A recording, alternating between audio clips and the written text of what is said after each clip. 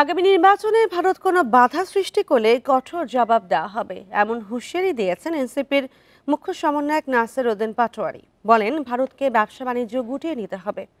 শনিবার বিকেলে বিশ্ব সাহিত্য কেন্দ্রে এনসিপির পেশাজীবী সংগঠনের আত্মপ্রকাশ অনুষ্ঠানে তিনি এই মন্তব্য করেন।